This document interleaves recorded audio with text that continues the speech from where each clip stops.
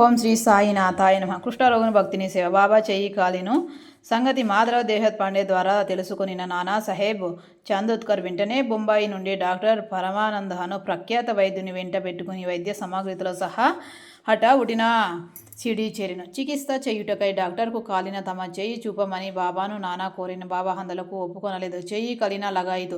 బాగోజు సింధెహను కుష్ఠరోగి ఏదో ఆకువేసి కట్టేడివాడు. నానా ఎంత వేడినాను బాబా డాక్టర్ గారిచే చికిత్స పొందుటకు సమ్మతింపలేదు. డాక్టర్ గారు కూడా అనేక సార్లు వేడుకున్నది. హల్లాయే తన వైద్యుడని, తనకి ఏమాత్రము బాధ లేదని చెప్పుచు హెటులను డాక్టర్ గజ చికిత్స చేయించుకొనుటకు దాట వేయుచుండెను. అందుచే డాక్టర్ మందుల పెట్టు మూతైనా తెరవకుండానే బొంబాయి తిరిగి వెళ్ళిపోయిను. కానీ అతనికి ఈ విషయంతో బాబా దర్శన భాగ్యము లభించెను. ప్రతిరోజు బాగోజీ వచ్చి బాబా చేతికి కట్టుచుండెను. కొన్ని దినముల తర్వాత గాయాలు మానిపోయేను. అందరూ సంతోషించిరి. అప్పటికి ఇంకా ఏమైనా నొప్పి మిగిలి ఉండినానో సంగతి ఎవరికీ తెలియదు. కానీ ప్రతిరోజు ఉదయం బాగోజీ పట్టీలను విప్పి బాబాను చేతిని నేతితో తోమి తిరిగి కట్లను కట్టుచుండేవాడు.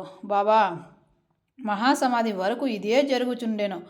మహాసిద్ధు పురుషైన బాబా ఇదంతయు నిజానికి అవసరం లేనప్పటికీ తన భక్తుడైన బాగోజీ అందుగల ప్రేమచే అతడోర్చుకొని ఉపాసనము గునైనాను. బాబా లెండికి పోవునప్పుడు బాగోజీ బాబా తలపైన గొడుగు పట్టుకొని వెంట నడిచేవాడు.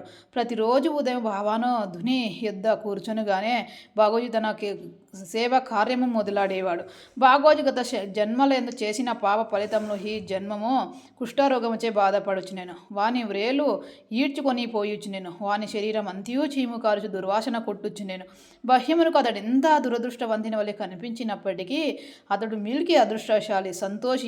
ఎందుకనగా అతడు బాబా సేవకులందరిలో మొదటివాడు. బాబా సావాసము పూర్తిగా అనుభవించినవాడు. ఓం శ్రీ సాయినాథార్పణమస్తు. శుభమోభవతు. ధన్యవాదములు.